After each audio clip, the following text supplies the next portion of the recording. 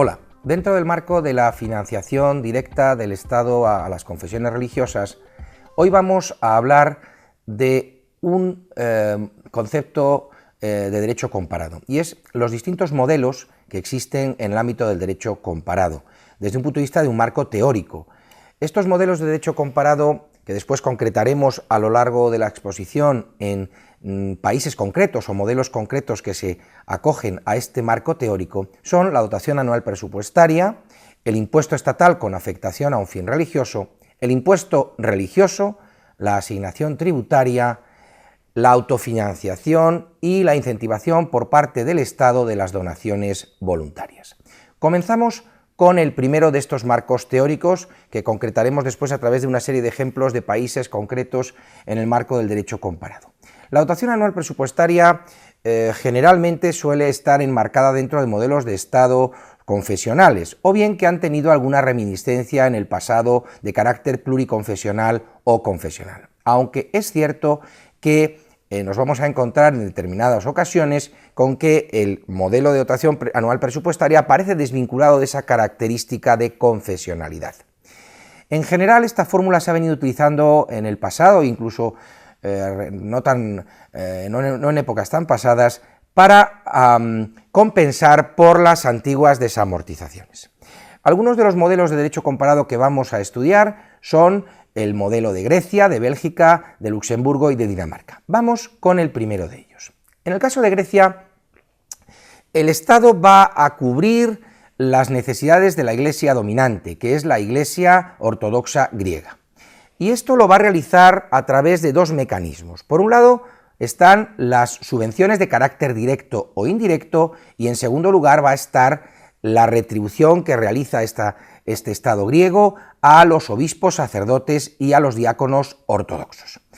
La primera vía que hemos señalado, la subvención de carácter directo o indirecto, se realiza a través de la aportación anual al servicio apostólico y a la Iglesia Metropolitana de Atenas. El sistema consiste en la realización de diversas dotaciones presupuestarias a iglesias y monasterios de la Iglesia ortodoxa, y el Estado corre a cargo de los costes de formación del clero ortodoxo. La segunda vía, la de retribución de obispos, sacerdotes y diáconos ortodoxos, nos va a llevar al fenómeno de los capellanes, típicos del sistema de dotación presupuestaria, inserto en un modelo de relación de Estado con las confesiones religiosas de tipo confesional, un modelo de integración en el que los capellanes son funcionarios del Estado. Estos capellanes, cuando están desempeñando su labor en cementerios y en hospitales, vienen a ser retribuidos por las ciudades o los municipios. Los capellanes que están dentro del organigrama de las Fuerzas Armadas y de las Fuerzas de Seguridad son oficiales y reciben un sueldo o pensión del Estado. En el ámbito de la enseñanza cobra una gran importancia, tanto desde el punto de vista de la enseñanza pública como en el sector privado, la labor de los sacerdotes, que se dedican en buena parte a ese ámbito educativo. Nos llama la atención, quizá por la excepción que suponen, y por eso lo ponemos de manifiesto, el caso de los cantores y los sacristanes, a los que no les paga el Estado, y además no están incluidos dentro de los convenios colectivos de trabajo. La razón o el motivo, pues fundamentalmente es porque los sagrados cánones les consideran bajo clero y por lo tanto no les incardinan, digamos, dentro del sistema general que hemos visto anteriormente. Además, la peculiaridad, como consecuencia de lo dicho, es que el salario lo acuerdan entre las partes y no es el Estado directamente el que les paga, como en el caso anterior. El resto de empleados de la Iglesia se vienen a equiparar a los funcionarios públicos, y la Iglesia ortodoxa, así como otras religiones, nos vamos a encontrar con que en un buen número de supuestos se encuentran libres de impuestos. Desde un punto de vista financiero destaca en primer lugar la gran opacidad existente respecto a las cuestiones económicas de la Iglesia ortodoxa. Actualmente el Estado griego financia con más de 250 millones de euros al clero ortodoxo, un clero que, como ya se ha comentado, cuenta con el estatuto de funcionario. Si lo comparamos con España, el Estado español también financia con más de 250 millones de euros al año al clero católico, vía IRPF. Sin embargo, el tamaño de los dos países es notablemente diferente. Mientras que en Grecia son 11 millones de habitantes, en España son más de 40. Haciendo un cálculo individualizado, a cada griego le cuesta el salario del clero ortodoxo unos 22 euros al año, mientras que a cada español apenas 6 euros. Vamos con el modelo de Bélgica.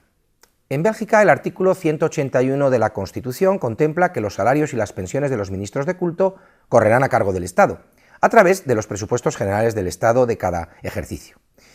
En el año 1993 se produce una ampliación en ese artículo 181 a través de su párrafo segundo, en el cual se prevé que los salarios y las pensiones de los representantes de organizaciones que presten servicios de carácter moral, es decir, que pueden no tener una filosofía de vida confesional, van a quedar incluidos en este concepto y por lo tanto van a ser sufragados por el Estado. El mecanismo es a través del presupuesto general sobre una base anual. Y naturalmente este modelo va a presentar dos circunstancias. Por un lado, con el mismo se salva en relación con el principio de igualdad y no discriminación, pero en cambio el modelo presenta una agravación y es en relación con el principio de laicidad.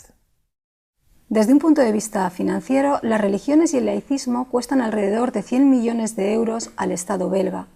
Según los datos del Departamento de Justicias, que es el que tiene competencias sobre el culto, en 2012 se destinaron 103,4 millones de euros para financiar a las religiones y al laicismo.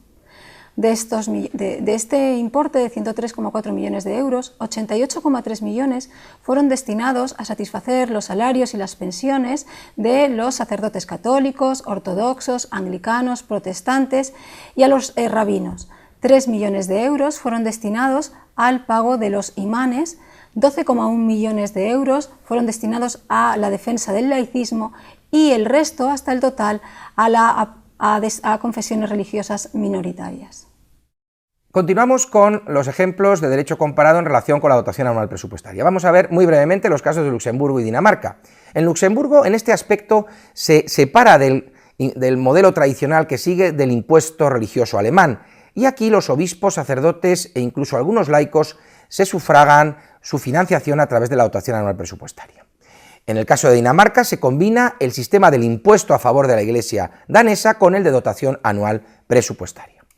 Por último, señalar que el modelo que ha estado vigente en países como España y Holanda ha dejado de existir, y también nos conviene hacer referencia al fenómeno que ha ocurrido en los países del este de Europa, que han pasado de una transición de modelos comunistas con dictaduras a una transición hacia las democracias occidentales. De manera que en el pasado comunista no se financiaba a las iglesias de ninguna manera y ahora se ha pasado a financiar a las mismas a través de este modelo.